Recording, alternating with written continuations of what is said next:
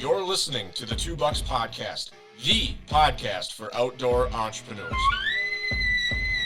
Little by little, I was getting the sense of my time isn't my time. Just kept feeling this pull to the outdoors and wanting to do something in the outdoor space.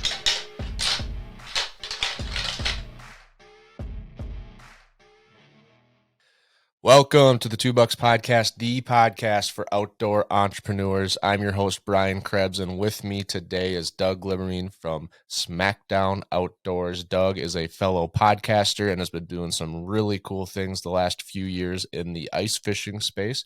So with that, I'm excited to have Doug here today. Doug, how you doing? Doing pretty good. Thanks for having me on, Brian. I appreciate it, man. Well, thanks for having me on your podcast a few months ago. No, yeah, anytime. It's nice having podcasters on because everything just runs smooth. The audio is great. Videos set up. People know what they're doing. So it's my favorite to have other podcasters on. Yeah, as silly as that sounds. We know how to talk, and we know how to read other people, especially in today's day and age when everything's gone virtual. We're learning, I still get, we get jumbled up from here and there, but we know how to read other people while they're, not in the same room. We're becoming better at that too. But yeah, it's always nice to have somebody else on that does the same thing, because you guys just know what the deal is, and it's like, let's just get her done. Yeah, my job gets easier because I'm trying to get information out of the guests, right, on how they started and what they did, and information for the listeners. And sometimes I run into people that started their business, and it'll be like one word answers. And I'm trying to get this I'm trying to just tease this information out. Well, when you get a podcaster on, I usually just ask one or two questions and let them run for the rest of the podcast. They just carry a conversation because they're used to talking. Some other people aren't used to talking in front of even a webcam that, it feels like a camera. Either that, or being the host of the show, you typically are the one asking the questions. So you don't always get to give out the information you want to say. So when somebody asks you, it's like, all right, sit down. I got this. Right. Yeah, no, it is fun. It's fun to do. And have you had it before where you've had lag when you're trying to do a podcast, and so you think they're done talking, so you start and then they start, and now you're just sitting there in your hands tied? Yeah, it still happens from time to time. If somebody has a bad connection, but I don't know. It's very interesting because the whole streaming and podcasting and everything, all the technology is really caught up to what we actually need. It used to be, Zoom is terrible for it because that's, hey, I'm a speaker. I'm saying what I need to say, blah, blah, blah, on for an hour. Okay. What's the questions? Somebody asks a question. You don't have to worry about stepping over them. But ever since things like StreamYard and there's Ecamm and there's, a bunch of in Riverside like this, the latency, which is the delay, if people don't know, is so small now. It's almost like we're sitting in the same room, except we're looking down at a picture of you or, video of you, or looking up at a camera. So it's gotten way, way better. So a lot of that has really died off for the most part. But once again, that's my job as the host to really be able to read how people talk and when they're starting to trail off on their sentences, and also watch them when they kind of start looking around like, what else should I say? That's when it's like, all right, let me jump in. Yeah. Knowing when to let someone run with their thought and when to kind of rein them back in and stay on topic if it is an important topic, or move on if they're going down a rabbit hole. That's a skill I've been starting to learn and trying to get better at. This will be episode 23 or 24 now for me. And so, yeah, it's the letting somebody ramble on too long is tough. It really depends on what your show is. Like I'm more structured. Like you have a goal in your show to get certain information out. For me, if we're talking and all of a sudden we travel on to talking about peanut butter jelly sandwiches or Pokemon, I don't care. Let's talk about it. It's not a hard driven, single focus purpose type of show.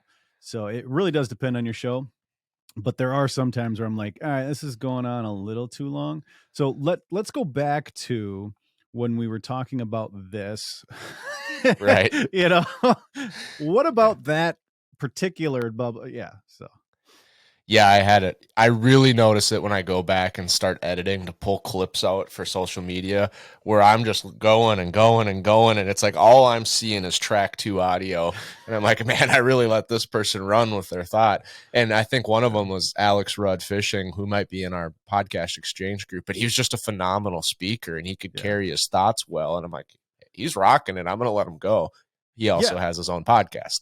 Well, yeah, as long as they're on topic, I'll just sit back and let them talk. I don't care. Doesn't matter to me. I mean, people are tuning in to hear that guy talk. You know, they can hear me talk the rest of the episodes. But, you know, if I had Alex on or like on a podcast that's coming out Monday, I don't know when this one here is coming out, but anyway, we were talking about Al Linder, you know, and it's like, oh, yes. If Al was ever on my show, I mean, it'd be just, I honestly wouldn't know what to do with the guy because the amount of information he's got in his head. It's like, okay, so what about fishing line, Al? You finish up and I'll be back in like 2 hours. Right. I mean, it's, you know, but yeah, it's finding a balance, but at the same time, like I said, if your guest is just dropping knowledge, let them do it. Let them do it. Yeah, my goal is for the guest to share their story and try to, you know, obviously they're not going to know if it's working or not, but to build or open the door for a connection with a listener and hopefully that listener for whatever reason just really resonated with what this guest is saying. You know, that's how I felt. You know, my idea was to do a podcast, or my idea was to start a new sports show for ice fishing, and to hear Doug talk about it and to hear his story and his why. Like, you know what? If Doug can do it, I can too. Like, that's the goal. Like, that's what I'm trying to like open the door for, like this little connection. And, you know, obviously the guest is never going to know really if it worked or not. Sometimes someone might reach out, but you know, that's the goal. And so it's like, I want to hear your story, but I also want to give the guest an opportunity to just show themselves, like to put themselves out there and open that up for someone to be like, wow, I really like Doug. Like, something about him. Like, I don't even care they got off topic and we're talking about peanut butter and jelly sandwiches. Like, I think the same thing about him. Yeah.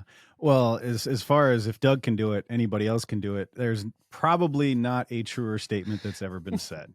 100% self-taught when it comes to literally all of this stuff. YouTube, man. YouTube is wonderful. The internet is wonderful. You know, started out with the old, you know, blue Yeti, big old microphone you see, you know, shaped like a bottle or whatever. You know, that was my first mic, sitting literally right here at the desk, right in front of me. And then when I did my first and second episode, I'm like, I probably should get more mics because sitting, you know, on either side of this mic as close as we can is a little awkward. When you're like right here, you know, basically a foot and a half away from somebody talking the whole time in order for it to sound good. Like, we could both sit way back here and people could hear us, but it would sound terrible. So yeah, it's starting to feel a little bit like Lady and the Tramp sharing a bowl of spaghetti here. Right. So yeah, so then I ended up having to go from that mic, which just plugs straight into the computer.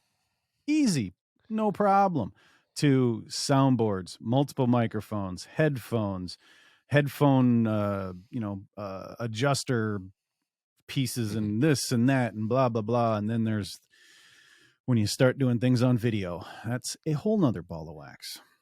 Well, and you're not just doing video, you're doing live video now, which is I started out just recording them because I've had cameras and this and that and dealt with video for a long time, so I already had a bunch of camera equipment, and I just started recording them.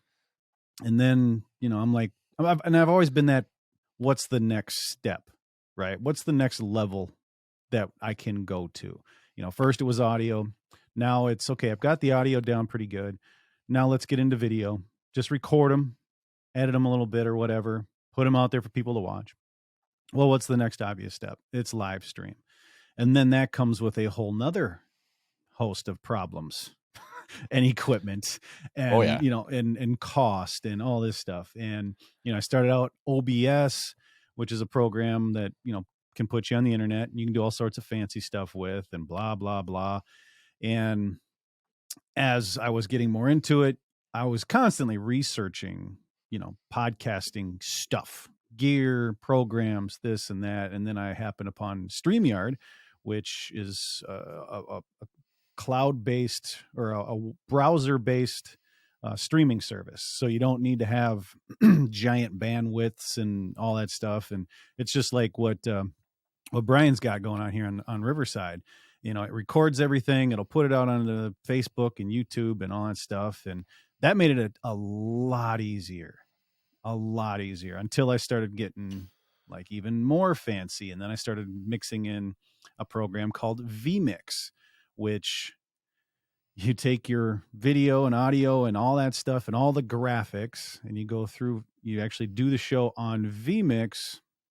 And then you use vMix's virtual camera, which basically takes all of that and tells your computer, hey, I'm a camera. So then you can go to StreamYard and the StreamYard picks up the vMix as a camera. And then it puts whatever you're doing on vMix out into the world. And vMix is, it's basically like if you watch the news, you watch a football game, we'll say all the graphics that pop up, all the flashing, transitions from one computer or one camera to another and this, and it's super, super complicated. But once again, I learned that by YouTube. And then I reached the point where I'm like, I'm way too much of this stuff. I need my listeners and watchers. They don't care about that. So let's just dial her down a little bit, bring her back just to StreamYard, basic stuff, and just cool out. Maybe someday on a different type of show, do that again. So, but yeah, it's been a heck of a journey with all of this. And I'm one of these guys that, I'm constantly looking for new tech, same thing in the fishing world. And it's like, what's the new, this gadget, accessories and storage and blah, blah, blah. I'm the same way with camera stuff and microphone stuff. This is one of my camera rigs. It's like, Oh, yeah. What kind of all the crap can I put on here? And yeah, how many GoPro accessories can I get? And it's just never ending. I got stuff on my desk right now I'm not even using. I got a freaking Stream Deck on my desk that's not even plugged in. But I got it. I'm right there with you, man. I'm electrical engineer by trade, so I gravitate towards tech. Oh yeah. And I try to, I try to start with good stuff. It's hunting, fishing, podcasting, business. It's like I've been through so many experiences where you start with the first entry level thing. And it's, I've done that so many times, and I just know that yes, it's only $20, but I'm not going to like it. I'm going to be frustrated the whole way. Yep. I started with Zoom, frustrated after 3 episodes, got Riverside. I knew I wasn't going to like the podcast if I just used my cell phone and earbuds. So I got the Rode mixer, and it's like buy once, cry once, but then I'm at the same time, it's like, fancy tech is expensive. So I'm trying to wait as long as I can before I need that next round of upgrades. Okay, what I have is great. Do I really need 2 or 3 more mics? How many guests am I actually going to get to come in studio? Probably not that many. Entrepreneurship isn't like it's a North Metro Minnesota thing. These guys are all over the country. Yeah. And I'm not Meat Eater or Rogan flying people in just to talk to them. Maybe one day there'll be airfare associated, but yeah, right. It's a long ways out. So it's like, I'll do what I have for now. Yeah. I was actually just talking to my buddy about camera stuff, and podcasting stuff is the same exact way. And he just bought a new camera, came with a kit lens, and he's like, oh, I'm already looking at this next lens. And I'm like, do you know the lens you have already? Have you even used the camera much anymore? And he's like, well, no, I just got it. I'm like, okay, then why do you need another lens?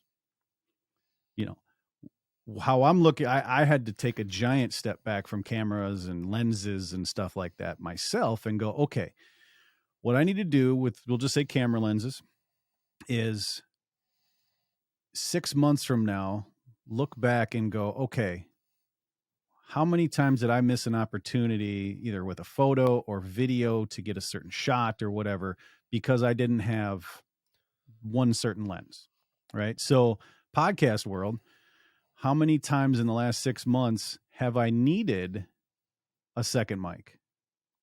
If it's like once or twice, do you really need a second mic? Okay, maybe buy one. But if it keeps coming up as an issue, like I would have had such and such on, but I didn't, they couldn't be in studio because I didn't have another mic and they didn't have time it's just one of those things, like if you continuously need a tool, but you don't have that tool, get that tool. If it's like, I'd like that tool, okay, you don't need it. Spend that money on something else that'll help you along your journey. Oh, for sure. I mean, I like the camera analogy because the biggest thing for me not getting the shot is not carrying my camera, by far, number one thing. Right. And so it's like, we'll carry the camera. Well, then the next up is my batteries are froze, my batteries are dead, my camera's dead, Yep. So it's like I could buy a bunch of batteries for a fraction of the price as the fancy lens and I'd be way better off.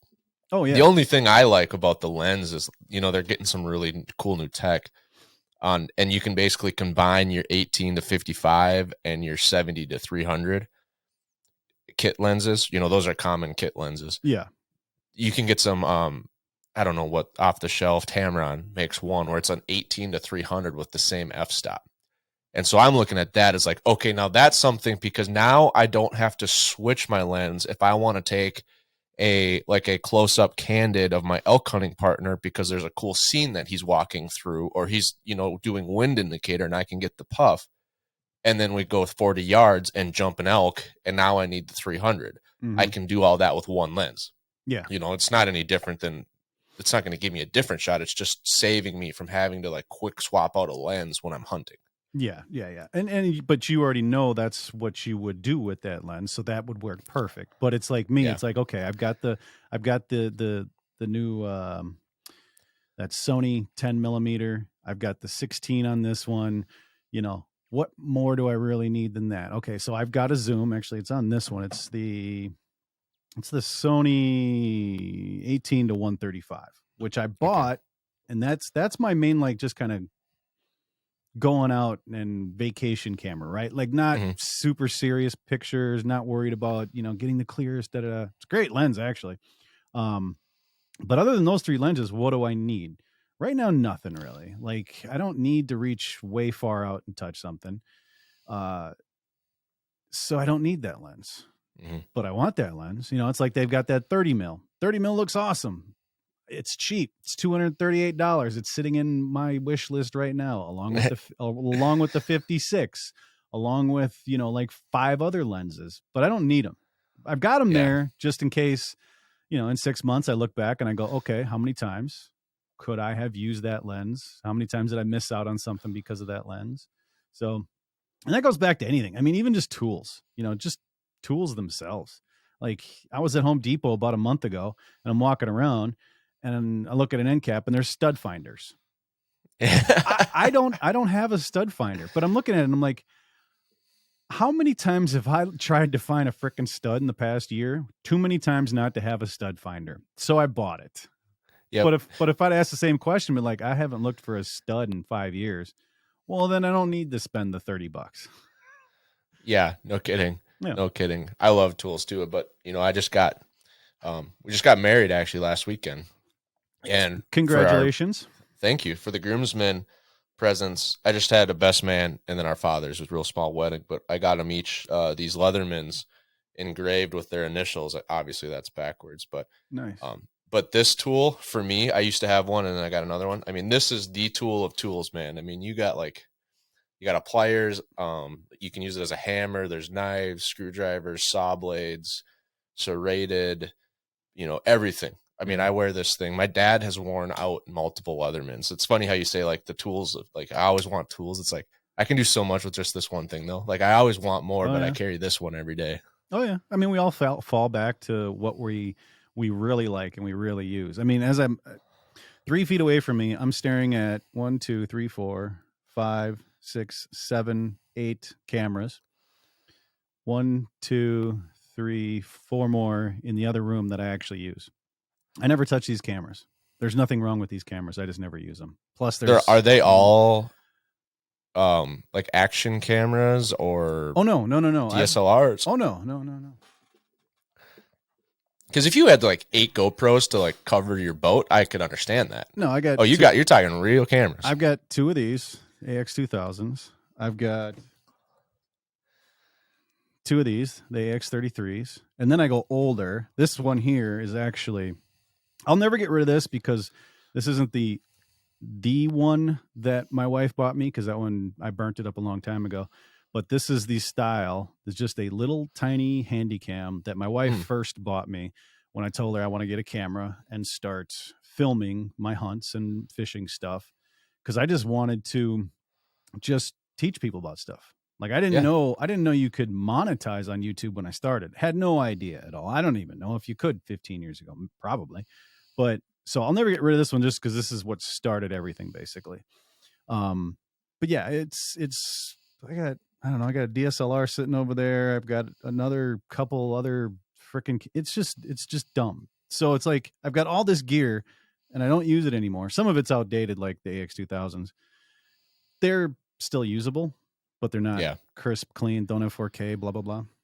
Well, and I find that, obviously this will change for certain groups and certain actions, but, for my, just a general progress for building pages, some of my, like, I whip a cell phone out because I have an idea in the spur of the moment and I just record it selfie style and post it to TikTok. Those things have gone the most viral. When I sit down and try to get everything perfect and 4K and edit it up and high production quality, it does okay. Like I can't be mad, but it's, then I look back to this like spur of the moment post that I made and it did so well. And I'm like, well, why would I waste any more time at this point in my life, in my journey, to do that high quality, high end stuff? Like, if you're trying to produce Meat Eater or, Fresh Tracks Outdoors or, whatever that is for the fishing world, you probably do need the quality. I look at like the Crappie Chronicles, like those guys are putting out high quality, but that's what they're trying to do. Yeah. I'm just trying to make people laugh. Yeah. And I see the same thing you do. I mean, I just posted a picture yesterday. It was just some trocar hooks in the package and blah, blah, blah. And I was talking about, how often do you, the caption was like, how often do you think about your hooks? How often do you change them out? Size, just something simple. And the picture I took was high quality picture, threw it in Lightroom, edited it up, made it look, blah, whatever way you want to call it. Good quality picture, right? Took my time, and I think 200 people have seen it. So yeah. Right. But then I just throw up a stupid meme or some random picture and it's like, 1,500 people. Like, what? I don't get it. And that's part of the problem I have these days is I don't understand social media anymore. I'm lost. And I guess I'm just an old man now. I don't know. None of it makes sense at all. I feel like you just gotta like almost ignore what everyone else is doing and just do what you want to do. Not what you think you should do, but what you want to do, and just hope people like you. Yeah. And look back and, I did the same thing last year. I started shed hunting, big shed antler hunter. I started shed hunting way earlier than I ever have before, because I knew I was selling my house and moving. And if I was going to hit my public land spots, I was going to have to do it early. And so I started end of January, which I think now is becoming more popular because people are more addicted to them. But at the time I got a lot of flack. Everyone, it's too early. You're just bumping them. You're scaring them off. And I got, I'm like, I got a full pack, but keep telling me. Well, eventually I got a little salty or spicy or whatever the word is. And I took this picture of me and my dog, beards all frosted up like Santa Claus. We did 20 miles on the snowshoes. It was like 10 below, but we found 20 antlers on public in one weekend, just me and the dog. And so I posted it, and the caption was just like, it is pretty early. You should stay home.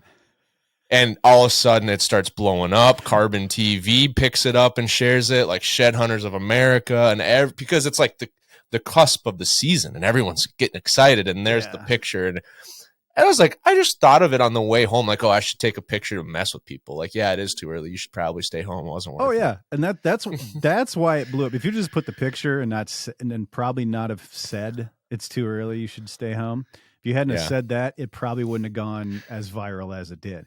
But it's like, oh yeah. You being a smart ass. That's what did it.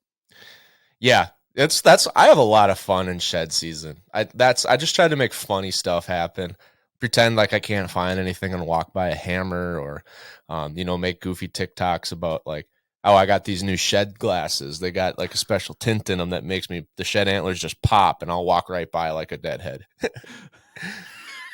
So I got my blue blocking glasses on here. Let me see. Yeah, there you go. You go. Yeah, whether these things actually work or not, the UV blockers, I don't know. But those are just bass glasses. Yeah, right. Old school, baby. I don't. When it comes to social media, people think too much of it. They try too hard, with the production value sometimes. But at the same time, I do posts like that. I take really good pictures, really work on certain stuff. I don't do it with everything, but every once in a while, it's like, I got to put out something really quality, because I don't want to, I don't want to just be a podcast guy. I just don't want to be this. I don't want to be that. Like, I started this out just wanting to teach people, about the outdoors. That was my goal. Just like, I tried the YouTube thing, failed. We did the carbon TV thing, that failed. And after listening to podcasts for a long time, I was like, I can do this. Like, I listen to them all the time. I kind of know the gist of it. I know so many people in the industry, getting guests won't be a problem. And, so for me, I was like, let me do a podcast, see where it goes. And then what I can do is I can grow upon that. I can work with hopefully other people. I can work with businesses and things like that. And the last year and a half, I've been really focused on creating good quality content, good pictures, good videos. And just in case anybody's wondering, well, I don't see that all in your pages. Well, I don't put it all out there. I keep some to myself, because there's these things called resumes. And if you can show them something they've never possibly seen before, because guarantee you they've been on your socials and they see all the goofy stuff, but then all of a sudden you send them some things that make them go, oh, right. Dude can take a picture. He can edit a picture. He can take some video. He can edit some video. That's what I've been really focusing on in the background, is just when I, not all the time, but every once in a while, I'll be sitting there and it's like, I think this would be a cool picture, or this would be a cool video. And I'll take that picture, video, I'll edit it up, and I'll put it in my file for later on. Every once in a while I'll post one, on one of the pages I have, and, that's all fine and dandy. But for me, I'm really focusing on, of course I've got the podcast, but making quality content to where, the Sam Moores of the world, where he doesn't do anything for him. He's not, a podcaster. He's not like a fisherman. Well, he's a fisherman, but he's not like a, trying to be a fishing guy. It's like he went out and just decided, hey, I'm going to make killer content. I'm going to make killer photos. I'm going to take cool videos, and I'm going to work with companies and get paid in the process. And, and that's actually what I've started doing. I've started working with companies now to where I'm making content for them, and getting paid in the process. So I've moved out of the whole pro staff thing for the most part. To where that's where everybody thinks, oh, I'm going to become rich and famous in the outdoors world, and it's through pro staff. No, not really. Good chance your bank account's going to go down. Exactly. Pro staff. Exactly. To where, and I had this conversation on the Full Scale Outdoors podcast with Dale Luganville. And it's like, if you want to become a personality, you don't have to be on a pro staff to do that. Like you just become a personality, put out content, be that person, do it yourself. YouTube is free. Yeah. Be yourself and find out who likes your personality. And, you started, I like how you said, like, I'm really focusing now on bringing my quality up to that next level. But you started long ago by building a foundation of consistency. and then you probably increase the quantity. So now we got consistent quantity, right? And now we're, you know, and then as you go, you get better at it, and the quality just naturally gravitates up. Yeah. Well, yeah, You know it's what I mean? just, just like the whole podcast thing, starting with audio only, then video. My first live was on my cell phone, sitting on a shelf pointed at me and the guest with a lavalier mic, run to the desk. And now I'm dealing with, cameras that, people get all crazy, they're like, whoa, that was crazy. You're sharp on your hand and sharp on your face and clear and blah, blah, blah. Everything's in focus, this, that, and the other. And it looks really good. It's like, yeah, that's making the quality. I've been doing it so long. It's like, now let's make some really good quality looking and now sounding, stuff. And that's where a lot of people are like, let me just put out a bunch of stuff. It's like, okay, you can do that, but at some point you got to start making quality stuff, unless your gig is just to do as much as you can and see what happens. But if you really want to go somewhere, you got to start making quality that catches people's eyes too. Yeah. Catch their eyes, catch their ears. If you can catch their emotions, that's where the gravy makes itself. Yeah. And you can do that obviously by catching their eyes and stuff like that. I feel like it's not a bad strategy to start by just starting. And that sounds funny, but just do it. Just do it for a while and then find out, look back at what worked and what didn't. I'm kind of in that phase right now. I'm posting a ton of clips out there. I think I probably have close to 400 clips pulled from my first 20 episodes that I'm scheduling to just blast out across 4 different channels. And there's, I'm obviously trying to pull clips that are insightful for like a 60-second piece where, Doug says this thing that, I think people need to know or should know or will like to hear. But there's not a lot of like intentionality, I need to say this in the podcast so then later I can pull that clip out. And so now I want to look back at all of these clips and then see like, the clips that, either maybe it's me and the guest are going back and forth and there's lots of cuts and, it's not a long solo, those do better. Or it's the opposite, or it's controversial statements really get the, look back after you've done it for a while and see what works. And if that's what you want to do more of, and then narrow in, focus in. Yeah, the biggest thing, I don't care if it's Steve Harvey saying, you just have to jump. If it's Think Media, they're on YouTube. If you want to get into video, look them up. They say just press record. It's just starting, just like you said. You have to start. And here's the thing. No matter what you start, I don't care if it's a podcast. I don't care if it's a YouTube channel. I don't care if it's, painting, quilting, pottery, whatever you start, you're gonna suck at it. Yep. Plain and simple, you're gonna suck at it because you've never done it before. So don't worry about it. And the more you do it, the better you'll get. Now, each time you do something, look back and go, what mistakes did I make? Or where can I improve? That's the important part. If you don't do that, then it's where you're just going to keep doing the same dumb shit.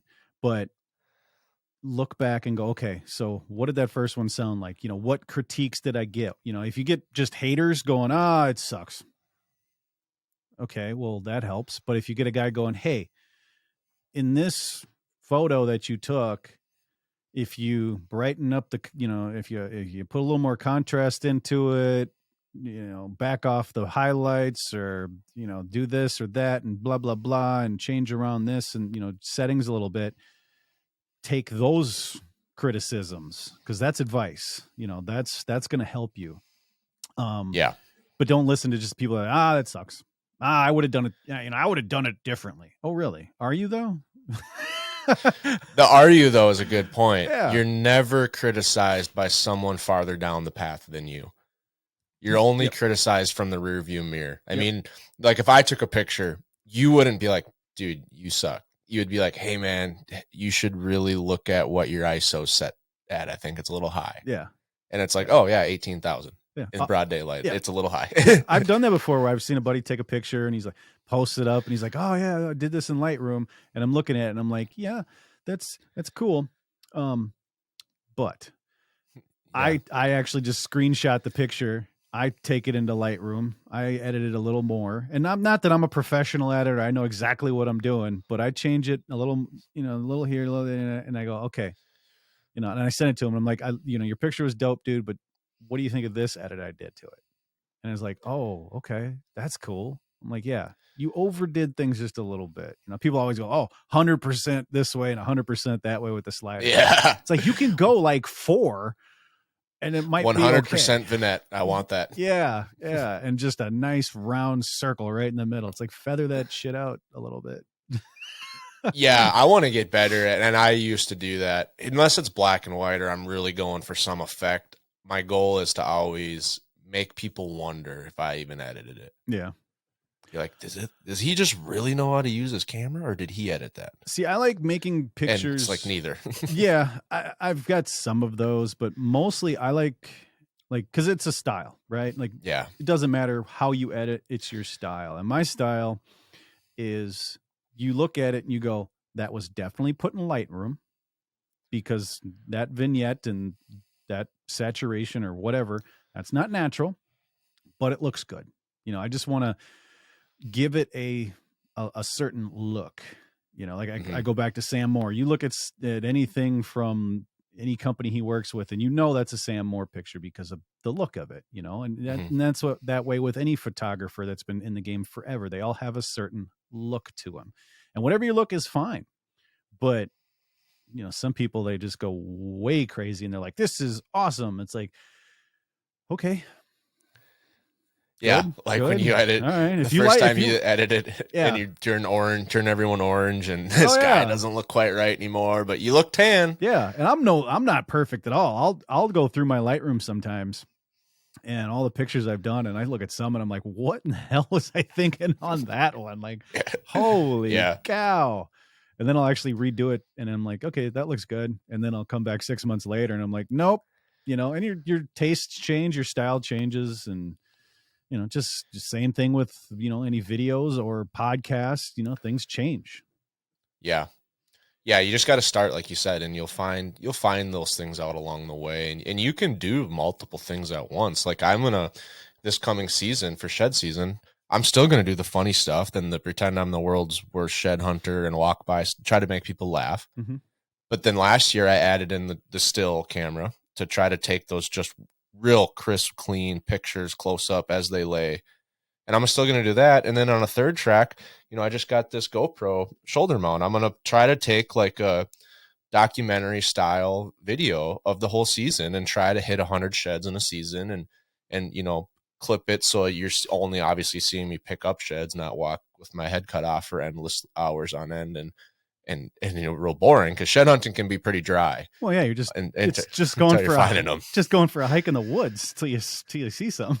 Yeah, and so I'm going to try to do that and try to spur up a little YouTube page, because I haven't done much with YouTube at all so far. Yeah, and so like you can do all three things at once. You don't have to just pick one thing and like, okay, I'm the funny shed hunter guy on TikTok.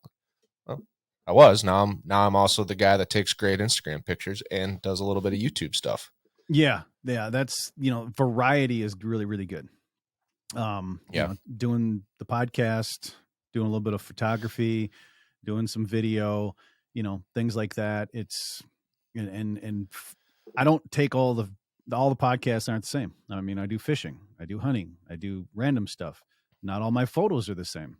Like I'll break out the macro and I'll take, pictures of minifigs, Lego minifigs. Do stuff like that. Same thing with video. I'll get bored and I'll just go take videos of my dogs in the backyard as they run around. This weekend, I'm heading over to Wisconsin for a team shoot, and I'm going to be running video of guys ice fishing all the time.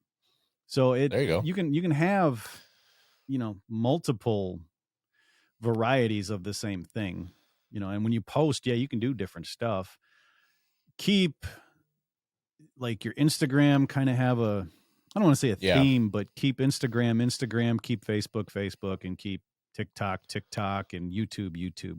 That way, everybody, the big thing with that is, you give them a reason to go subscribe to your YouTube, subscribe or follow you on Instagram, follow you on Facebook, follow you on TikTok, all that good stuff. You put the same thing up there. Like a lot of these people, they make the same video, they put it on TikTok, they save it from TikTok. They put it on Reels. They put it on stories, and then they put it on the other stories or whatever. It all, they put the same thing out everywhere. It's like, well, why would I follow you in all 4 places or 5 places if I can just go to the original one and see that right there? Yeah, and I'm guilty of that right now because I'm blasting my clips out to every YouTube Shorts, Instagram Reels, Facebook Reels, TikTok, but I don't do the watermarked version. I post an original to each, and that's mostly because I'm in that kind of entry mode of let's do it and see what sticks. You cut back and then add, and then cut back and then refine, and do that iteration circle a little bit. And I didn't have Instagram or Facebook to start with, so I'm like, well, let's just see if I can build something up here. Right. I only had really TikTok going when I started all of this. Yeah. I mean, I wish I was a social media genius marketer, otherwise, but I'm not, for sure. I just go off of things that I've heard, and I'm terrible at it. Like social media, period. I'm horrible at it because I've gotten to the point where there's too much of it, too many things to do on each platform. Like TikTok now, it's not just TikTok. You've got stories on TikTok, which are just TikToks, but they call them stories. I don't understand that. It's still short formed video. And then you've got Now on TikTok. Yeah. Like that one I don't even understand at all. Well, and it's all like, I've done it a couple times, and you post a Now picture and everyone else's picture is like BS. It's like a blank room. Because I don't think anybody knows how to do it. Yeah, and I get the concept. You're trying to make a connection in this moment, but it's like, it didn't work. Yeah, I don't know. I just I just put a TikTok out there and I'll watch that, I guess. I don't know. Yeah. Did you start with the camera or did you start with the podcast? I started with the camera. Like I said, this little one right here. Okay. It was about 2000, would have been 2000 and let me see, about 2007, probably 2008, I think. 2008 or 2009, one of the two. I started with the camera, and I don't kill a lot of stuff at all, really. I mean, I've killed deer and everything, but nothing anybody really cares about except for one. So that's why I say the whole YouTube thing kind of fell off. Didn't really have anything to put out there that I thought anybody would care about. If I was smart, I wouldn't have cared about the kill, but I would have filmed the how did I get to there. Yeah. Because I kill a bunch of does and whatnot. I didn't kill my first buck for like the first 6 years I hunted. It was a little one, little 6 that I thought was a doe when I shot it because it was in velvet, actually. And you just didn't see the antlers. Yeah. And it was kind of dark. It was getting right to the end of the day. But, I didn't kill my first actual buck, my 10-pointer, until like year 10 or 11, something like that. But so I started out with this, and then it just really didn't go anywhere. But I should have been filming, like, how did I find this stand, this position here, and how did I pick this property, and how did I do this to kill that doe? Like, back then it was, if you don't kill a buck, nobody cares at all. Now you can get away with killing a doe. Yeah. And put it out there. You'll still get the guys like, oh, you can't kill a buck. No, I can't, because I'm not as good as you, apparently. But that's what I should have done, is started doing all the scouting and the placement, everything other than killing a big buck. And I just didn't think about it. Because like I said, at that time, nobody cared if it wasn't a big buck. So. Yeah. And there's a lot of people out there that are in your shoes. We don't own land. We don't manage for deer. If I'm lucky, I get a doe and get some meat in the freezer, and I had a great year. Yeah. And then you probably would have resonated with those folks. And that's the majority. Right. Mark Drury and Lee Lukoski, they are not the majority. As much as the social media keyboard warriors would like you to believe, right? The majority is guys that are out there just bringing a deer home and putting it in the freezer. Yeah, and I wish I would have thought of that. I really, really wish I would have thought of that, because who knows where they would have, how far along I'd be at this point just by doing that. Because I guarantee you, at some point, if it works like it does today, you kill a bunch of stuff on camera and you do get a big subscribing following that leads to connections, which leads to other places. And, I probably would have been hunting in different places and killing big animals and then putting them on camera and blah, blah, blah. But at the same time, I'm kind of glad I'm not. Yeah, I feel like if you were just doing it for that, it could get dry real fast. Yeah. And especially in today's world, but who knows? I don't know. Maybe I should try it before I knock it. Yeah. Like we said, just but start. Just start. If all you do is kill does, that's cool. Yeah. Film it, put it out there, man. Well, I think that's the great advice for a lot of people out there that look at YouTube, and my gosh, is YouTube wild? I mean, you got people making millions and millions of dollars a year on YouTube and TikTok and all these other things. And they're like, I would love to do that, and whatever their but is, well, you do what you are doing right now. Just start where you're at, you know? Don't look at where someone else is. Just look at where you're at in life. There's going to be other people out there that are either right there beside you or they're wishing they were in your shoes. And so start with that. Yep. Make a YouTube channel about you and what you do. And maybe one day you will kill big bucks. Maybe one day you will be, fishing swordfish down in Panama. But you can get started just knocking crappies out of the little pond behind your house. Dude, there are so many fishermen and hunters and just people that start channels that they're just out there having fun. They don't care what they catch. I mean, it doesn't matter. They're just out there catching stuff on a GoPro on their chest, and whatever they catch, they put on YouTube that day. And that's how Alex has started. Yeah, they got thousands upon thousands, if not hundreds of thousands subscribers. And they don't go out and catch giants, but they have a good time. Yeah, that's exactly what Alex said a couple episodes ago. He said he started out making hook set montages to like rock and roll because he liked rock and roll and he thought Bill Dance was a cheesy old fat white guy that made the worst videos. Yeah, he's like, I can do better than that. So him and his dad would go out and catch 20 bass a day and just do hook sets on YouTube. And he got so big, they got into iCast and people were like, you should monetize your YouTube channel. And he's like, what's a monetize? Oh boy. Back early days of YouTube. Yep. And now his wife told him to quit his job because he's making 3 times as much on YouTube. Yeah. Yeah. So like exactly what you said. Yeah. It's easy, but it's not easy at the same time, I guess. It's easy to get on the path. Where that path leads you is all about how much work you put into it. But it's easy to get there. It's easy to start. Anyone can make a YouTube. Anyone's got a cell phone. Most people have cell phones now where you could start. And, that's what a lot of people are making a ton of money on TikTok, especially just with the cell phone. Oh, yeah. No, it's like podcasts. Yeah. People, it's funny. I could tell when people started getting bored during the pandemic, during 2020. It was it started in the end of March and then in April and the beginning of May. I got about 13, 14 messages or phone calls or whatever from people asking me, how do you start a podcast? Out of all those people that I talked to, and I helped them out as much as I possibly could.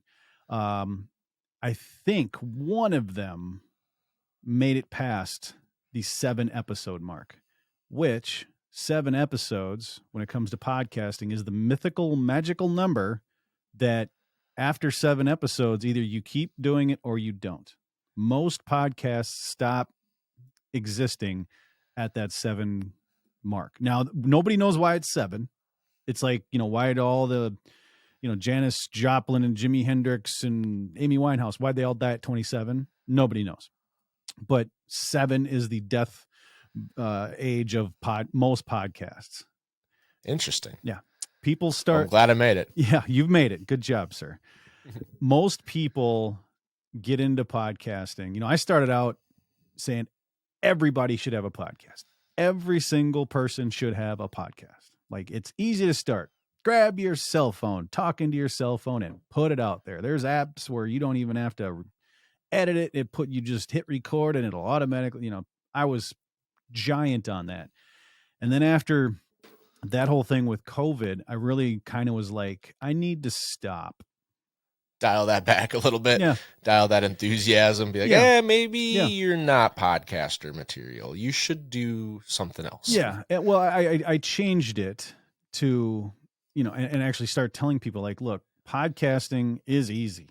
This is easy. You can do it on your cell phone, but do you have the time? do you have a plan for it? Do you have the amount of content that you're going to need to continue to do it? Can you continue to get guests? There's a lot of can you in podcasts, and there's a lot more work into it than people know or think. The calls and the messages started dying off rather quickly, especially when people started going back to work.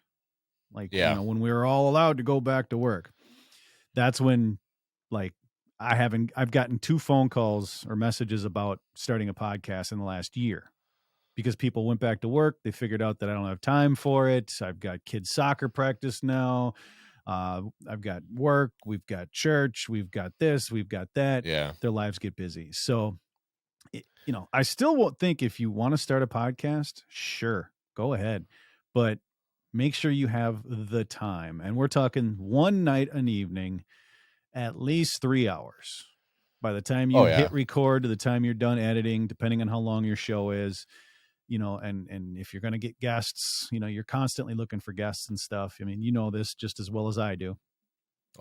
It's not easy, but it is worth it, because I've kind of changed my mentality a little more too with the podcast of, I need to start using these connections a little more as far as like experiences, hey, I know, me and you now, we've had 2 podcasts. Like, I should come see you. You should come see me. We should do some hunting or fishing together. Things like that is what I want to do more of. Like, actually get to know this person more outside the podcast and build on experiences that way, or something they've talked about. Go do that kind of thing. Like shed hunting, I've never actually shed hunted, I guess. I mean, I've walked around looking at the ground, but not with a sole. Yeah, that's how I started too. Not with a sole purpose of finding sheds. It's just, I'm out here, just don't trip over that fence. Oh, that's pretty cool. There's a little tiny chunk of an antler, that kind of thing. So, but yeah, go out shed hunting, that kind of thing. Or just get more out of it than just recording an episode, put it out, record an episode, put out. Like, connect it to my life, in a way, type of, more than I am now. So yeah, I like what you're saying, because what you're really getting at is, start with why. Why are you a podcaster? Why do you want to start a podcast? What I'm hearing from you is you do this to enhance your passions, to enhance how much you love hunting and fishing and community and meeting people. And now I want to do more of that. That's it. If don't want to speak for you, but it kind of sounds like that's where you're going. It's like, this is why I podcast, because I love hunting. I love fishing. I love talking about random stuff. I love talking to other people. That's why I do it. You're not doing it to make money like Joe Rogan. Like, he does it. He makes a ton of money. I should have a podcast. Like, that's where you're going to fizzle out at episode 7, because you're not doing it. There's not a deeper why behind it. Yeah. My why is I want to help people feel like I felt when I knew I was going to start a business, and I was excited about it. And it's like, I didn't care how late it got. I was still working, and I'd get up early the next day and work on it some more. I want people to feel that. I don't want people to be like, well, I don't know how to do this, or I don't know how to make a website. I don't want people to have those hiccups and roadblocks. I want to help them crush those things and move on and, get to their dream.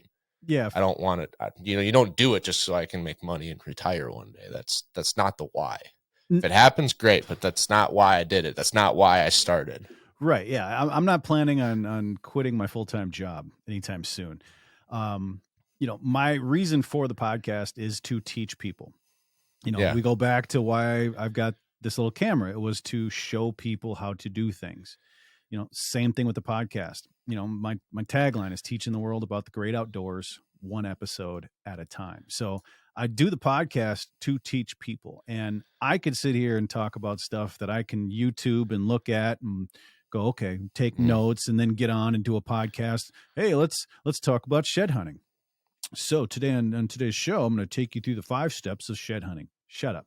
I would much rather get a guest in, like you, that can actually talk about shed hunting, tell us the do's, the don'ts, tell us your struggles of starting out, things like that. Actually teach people how to do stuff. I don't want to just talk. I want to have a conversation, but yeah, I you want got that reason. Yeah. But I want to teach people how to do stuff through other people. And then I do it because, I love hunting. I love fishing. And I have found out I have a deep passion to talk into a microphone and a camera to somebody else, out in the world. But I also, not that this was a goal, but the amount that I have learned from doing this podcast is incredible. The tips, the tactics, the stories, the this, the that. I mean, it's crazy how much I've learned. I can now go back when I go somewhere. I can go back and go, okay, what episode did I do an episode on this? Oh, I did. Let me listen. You've learned so much, you've forgotten part of it already. I will forget 10 minutes after the podcast of what we talked about.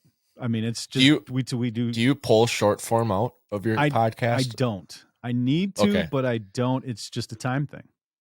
It's funny you say that because I'll go back and when I'm editing short form, I've been behind up until now. And so it might be a month later where I finally get around to this episode and start pulling clips. And it's amazing how much I'm like, holy crap, I forgot he said all of this. I don't know how long I would have gone in my beard oil business before it really clicked on like the economics of like new customer acquisition and profit margins. And I had episode 8, Milo McMahon on, and he's like, you got to look at your profit margins and decide if you've got the economics to grow. I'm like, what are you talking about? He's like, okay, you sell beard oil for $12. It's, X, Y, and Z. Here's your profit margin, but it's going to cost you $9 to acquire a customer. So you're running a negative ship on your first order. So what you need to be focused on is how do I extend that LTV so I'm making second, third, fourth orders from a customer that I don't have to acquire anymore. That's when you make your, and I'm like, click. Like, I'm a smart dude. I know math and finance, personal finance, but I just wasn't thinking of it that way. Right. Like, I should be spending more on advertising to acquire customers, not sales. Yep. It's like I learned that on episode 8. Yeah. We're on episode 23. Like, you learn so much. Yeah. And when you do a podcast, like I said, I can't remember half the stuff. I mean, I didn't remember that either until I went back and posted it. It's ridiculous. I mean, you get so caught up in conversation. If you're just having a normal conversation with your buddies in the garage, after you leave, go, what did we talk about, like, in depth? Yeah. I can't remember. What was I going to do that he said I should do? Like, I think we talked about, we talked about boats. We talked about fishing gear. He said something about, what the hell was that? I can't remember. But it's the same thing, right? Podcasting. So, because you sit there and you talk for 2 hours or a half hour or however long it is, and it goes by so fast that it just, you can't mentally keep. I mean, we've been talking for an hour. Yeah. I can't remember where we started out with. I don't remember either. Yeah. I know peanut butter and jelly sandwiches came up. Well, that was probably me. But yeah, it's cool to have a back catalog of information. So yeah, if you're really into something and you got the time and all the resources and everything to do a podcast, and get people that really know, because save those things into your computer, not just out on the web, but save them in your computer. So someday, if you're doing a car podcast and you're talking about transmissions and how to rebuild one, and you have a guy on, dude, save that. Because you never know. Yeah. You might end up with that problem, and then you can just listen back to that episode, and it's like, oh, perfect. And then you can go fix your transmission. Yeah, that makes sense. Do you view yourself as a podcaster that shoots pictures or a photographer that has a podcast? Or videographer? I would say I am a creator, which I kind of hate that term these days because it's kind of been ruined. But I'm a content creator. Okay. Okay. If you ask anybody that knows me, they'll say I'm a podcast guy, and they probably don't even know I take photos. Okay. So because I'm not as vocal about it, I don't put it out there as much as, hey, I want to take photos. Because like it's I said, not as visible. Yeah. So I mean, the kind of the running joke is that I was in fishing tournaments well before I was a podcaster. I was a hunter well before podcaster, but I started a podcast, and now I'm the podcast guy. Like, yeah, that's what people see. Yeah, it's the only thing anybody wants to talk about is podcast. Not the fact that Would you you know, consider it as your main vehicle? Like you got lots of vehicles, but the main sale is the podcast, Yeah. and then we got these Yeah. others. Okay. yeah, 100%. If someone was going to start a podcast, Okay. would you recommend them to like just dive in, or would you say, you know, I would actually go about it this way, maybe start with social media, build up a little bit of an online presence. That way, when you start, you can push people over to your podcast. What would be your like 3-step guide for someone starting a successful podcast? They know about the 7 rule. They know it's not easy. They got to put some work into it, but they're invested and they want to do it right. If I was to do it all over again, step 1 is to make sure that you're doing it on something that you love to talk about. Like you yourself can talk about this all the time. Like you find yourself talking about this subject all the time. Step 2 is make sure you're in that community somehow already. I was already in the outdoor industry for a decade before this, whether it was fishing or hunting. So I had no problem getting guests. So step 1, something you love. Step 2, be in that community and be active in that community, whether it's social media, being in the groups, you know, posting pictures about it, maybe start a little page on just what, not necessarily a podcast page or whatever, but start a page where you share your journey in that content. Right. And then if you really want to start a podcast, get a piece of pen or get a piece of paper and a pen, right? And write down why.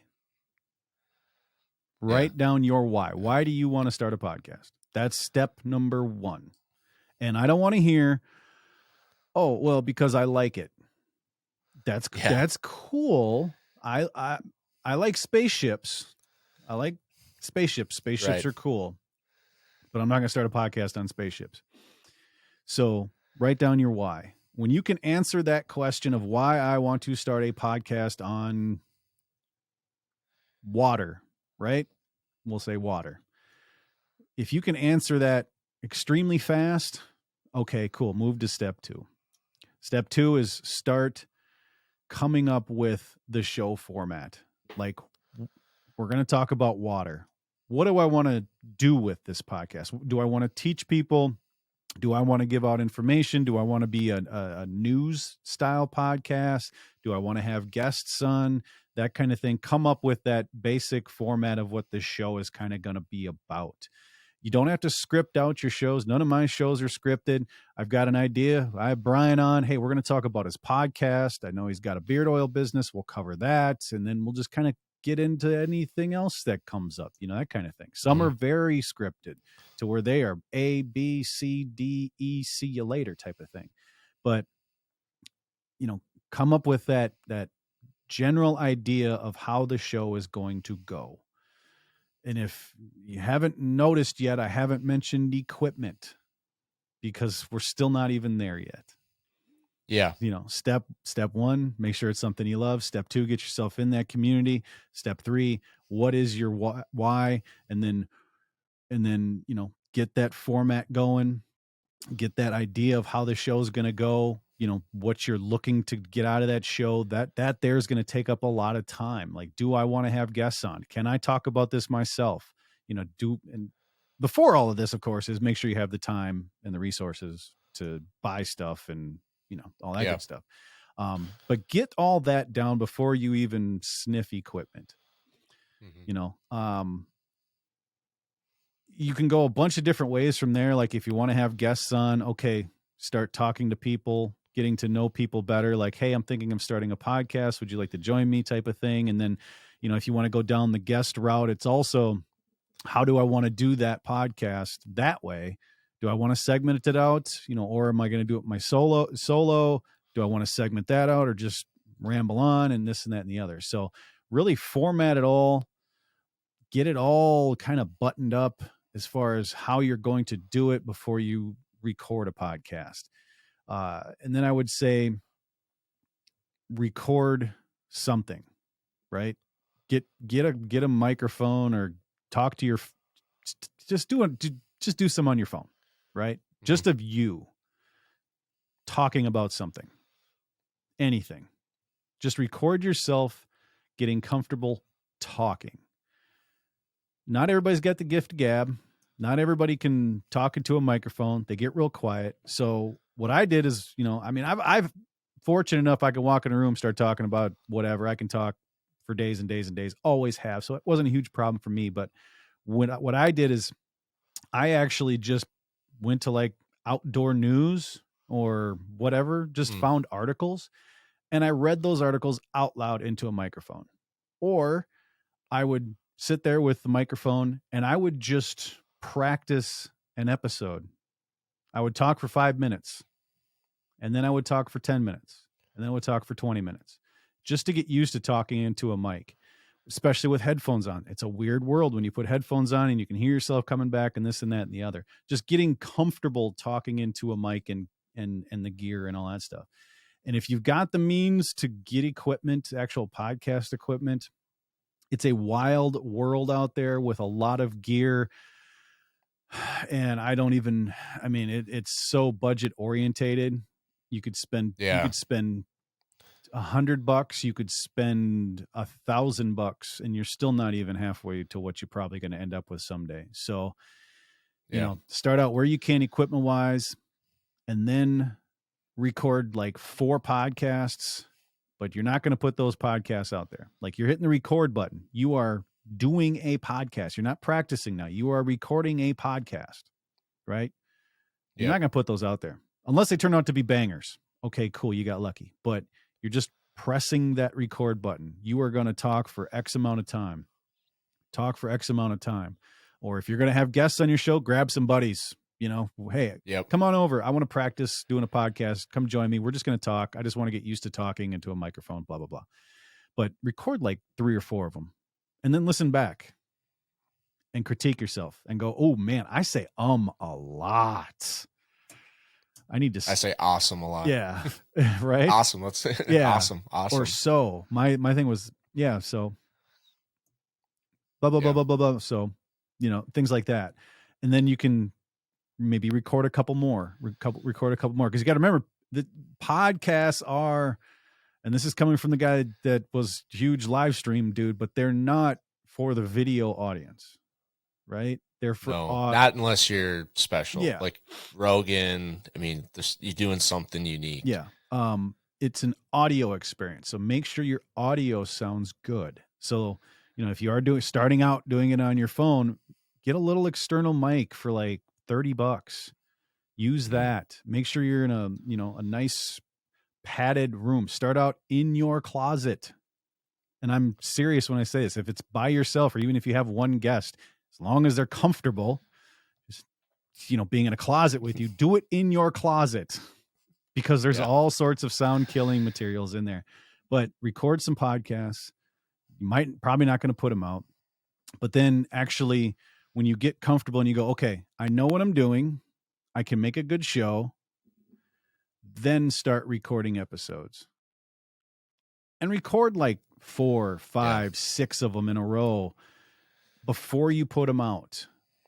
Because, especially if they're short, if they're longer, you don't quite have to do as many, but if they're a shorter hour long podcast, record like 5, 6 of them, because when you do upload them all and then start teasing it. And then and start telling people, hey, podcast is coming. That way, and this could be like a week's time, something like that, from the time you uploaded them to, hey, boom, podcast, I'm doing a podcast, blah, blah, blah, drops Monday. Cool. Blow it up. Tell everybody about it. Drops Monday. This is where you can listen, yada, yada, yada. Bam. Monday comes. Podcast is live. Blah, blah, blah, blah, blah. Go listen. They've got 4, 5, 6 of them to listen to back to back. And then continue to record them, put them out. And, another thing too, is you don't have to do them every single week. You don't have to do them every other week. You can do a once a month podcast if you really wanted to. It's up to you. It's whatever you have time for. Just maintain that consistency of once a week, once a month, or every other week or whatever it is. Yeah. Start conservative and stick to it, and then build from, I always say, like, build from good, don't build from bad. Yeah. Like, don't say you're going to do it every other day and all of a sudden it's been 2 weeks and you haven't posted and you're trying to just claw your way back. If you want to post every week, start with every other. And if that goes smooth, then go 3 out of 4 and then 4 out of 4. Yeah. I mean, I think my big thing is take your time. Yeah. Make sure this is something you actually have the time to do. Make sure you want to do it, because if you go through all those steps before you actually tell people you have a podcast and you actually make it through all those steps, that's your episode 7 at that point. Like, you have done all that work and you made it. Now you're just doing the podcast. No big deal. But if you can't make it through that because you just want to rush and get it done and get it out there because, hey, I've got a podcast. Guess what? At this point, so pretty much does everybody else. So it's not T-7. It's not special anymore. Yeah. And this is coming from a guy that, I mean, I have tried multiple times to do 2 podcasts a week. I've tried 3 podcasts a week. And it's too much work. Yeah. How many episodes are you up to? 250 something ish, somewhere on there. Wow. Yeah. And that's a lot. And I just got back. I took a hiatus. The podcast itself, I haven't had an episode out since mid-October. After doing it for this long, it was stress just got the best of me. And then I had some health stuff go on that I had to take care of too. And I just was like, you know what? I'm going to take a break. I don't know when I'm going to come back. I'm going to do it again for sure. And then, after about the first month of not doing it, I'm like, all right, for January, I'll come back. Podcasting during the holidays is stupid anyway. Don't do it. It's a waste of time. Oh, I podcasted way out ahead. And that's the thing that I always thought you live streamers were nuts for. Is like, how do I get a guest to be free on a Tuesday night at 6? I mean, that's the night his kid has T-ball. I'm never going to get him. And then I can't work ahead. Yeah. And it's like, I was like, not doing that. I'm going to record them whenever the guest is available, and I'm going to schedule them out for Tuesdays, and I'm going to try to work like a month ahead of time. Well, see, that's where what you have to do. I mean, if what you're doing, Brian, is working for you, right? Yeah. Awesome. Right. It's all about what you want to do. Awesome, right? But what I did is when I went to live streaming, Tuesday nights, 6 p.m., I was busy. Like, that was it. Tuesday nights, I was busy. I made sure my dinner I was done eating dinner at 5 o'clock so I could come down here, start doing all the prep work, all that stuff, blah, blah, blah, blah, blah. So Tuesday nights was it. Like that was the podcast live stream night. So there wasn't any, on my end, there was no excuse. So all I had to do was find guests that could join me on Tuesdays. And it's not that hard. I mean, not everybody has stuff going on Tuesdays. And, I really started doing the live streams during COVID because how else was I going to do a show? And and everybody was home. So I had everybody trapped anyway. They didn't have the T-ball, excuse anymore. Since everybody's gone back to work and whatnot, it was definitely getting harder to find people, especially, different people and between the algorithms and this and that and the other, the views have gone dramatically down. Yeah.